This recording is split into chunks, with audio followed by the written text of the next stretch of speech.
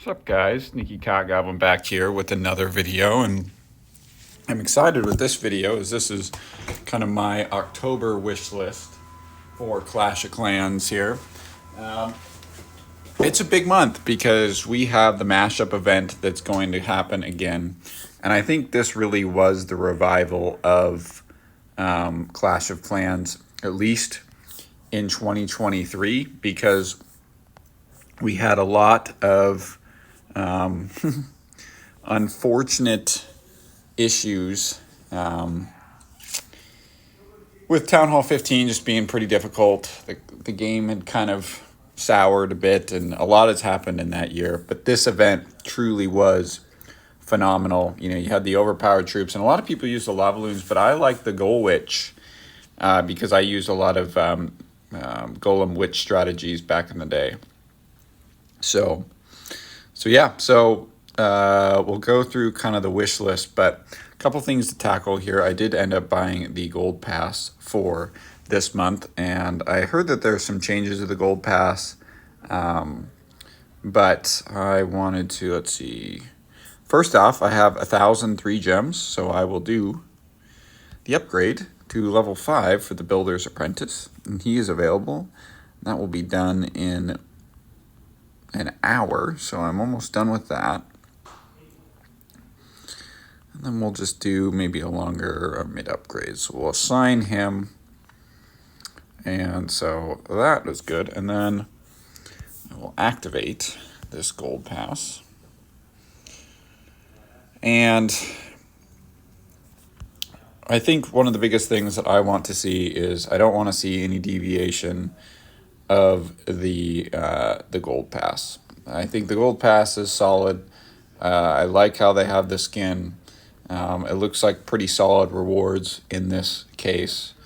And, you know, I liked how they upped the challenges. I think this is more challenges than I usually get. I thought it was typically 6. And they said something about how the track, like the bonus track, it's not going to take me as many points. I don't think I really got any change with that. And quite frankly, I don't really care too much. Upgrade 20 wall pieces in the home village. Well, that is going to cost me like, if I actually did that, what would that cost me? 180 million. Yeah, that's not going to happen. Well, that sucks. I'm never going to get that one done. But we'll do a couple. Maybe one. All right. So on to the event. I'll go on my second base because this is kind of the more important one. Because I think I haven't logged in yet. So the season ended.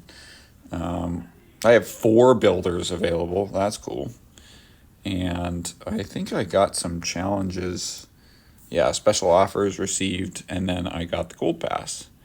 So we got a couple more gems there. We got 4 builders available. That's crazy. Well, I know what I want to do. So with the event, I want to see obviously the overpowered troops. I think it's more of the I call it the Modern Warfare 2 mentality, where in Modern Warfare 2, and I'm talking the OG Modern Warfare 2.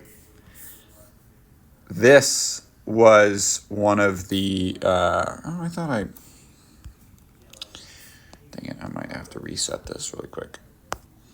The OG Modern Warfare 2 was, everything was overpowered. I know that if people played it back in the day, and some of you youngins probably don't remember this, that's just crazy to think about. This was like 2008, 2009. But it was one of the better games, I thought, simply because of how overpowered everything was. And it made it a lot of fun. Like, you could absolutely decimate people with pretty much any gun, any loadout. Obviously, there's noob tubes and stuff, but you could snipe.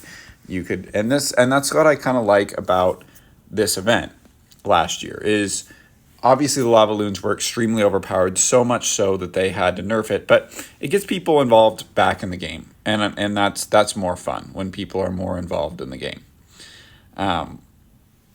So that's a step in the right direction there. So I hope they bring back all those troops, and maybe they add a couple.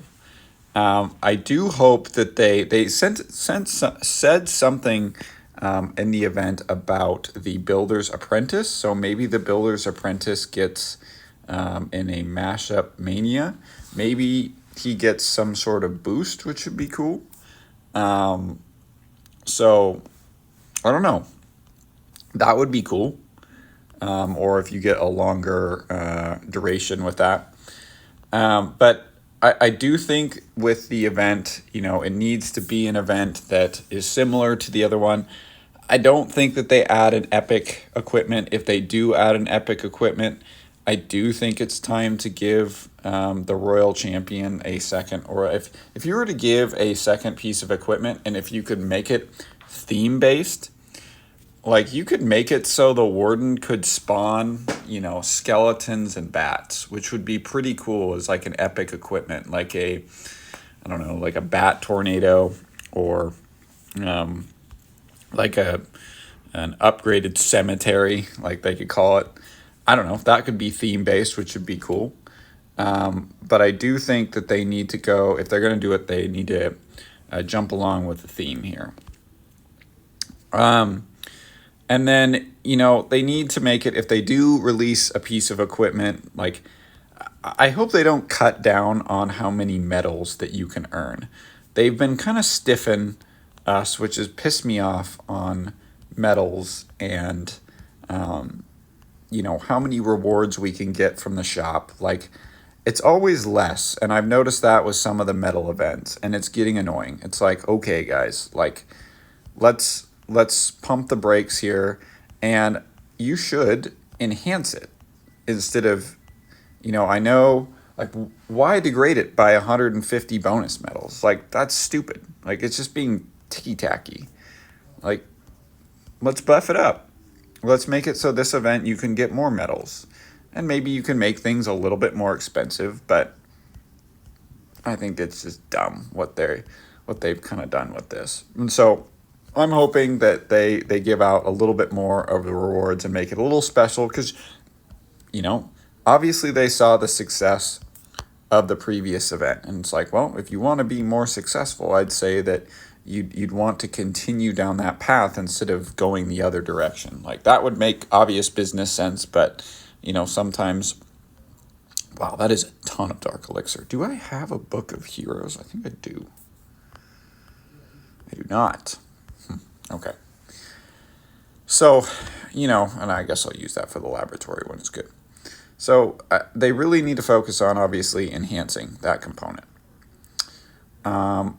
Another component that I'm hoping for is, with these, and this is minor, but with the challenges that present themselves, why it's always a power potion, man. Like, give me a builder potion.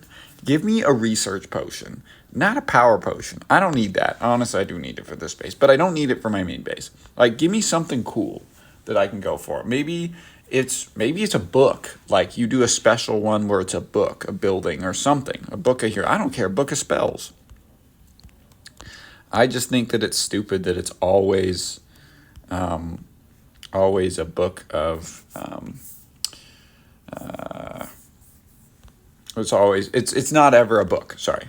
So something like that. And then let's see here, the last builder. So I'm now working on my air defenses. I'll pivot here a little bit. Air defenses are going up in this base. My last expo will be completed. Then I will either hammer. I don't think I'll have enough for a hammer, but we'll have Clan War Leagues. Hopefully I get 100 medals total. I don't know what the first league allots for. Obviously, we're taking a step back. But yeah, something as far as rewards go. And then maybe considering, like I said in previous videos, adding some things to the shop, like Clan War League medals for epic equipment or something. That would be kind of my wish list, at least for this month. So pivoting on to more clan stuff. We have now won 9 straight Clan War Leagues. We almost did a perfect war. I actually ended up smoking their top base, which I'd argue was a much tougher base than the second base, which I didn't smoke. And I still think I'm going to continue to use this strategy, at least for the intermediate term.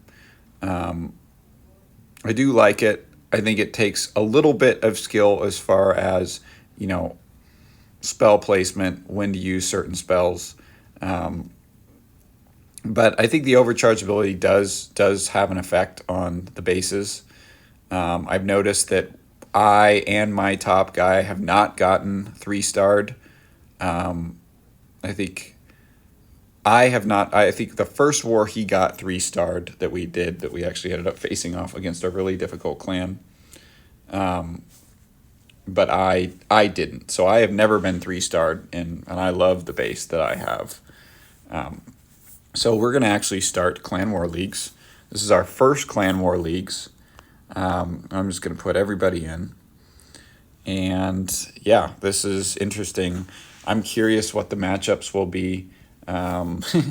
But I'm assuming it's going to be quite nice, at least in the beginning, because we competed in Crystal 1, and that was 4 or 5 months ago. So I would assume we'd be able to get to Masters 3-ish. We'll have to see. The clan that we just beat was in Masters 3, so that's kind of a good indicator of that.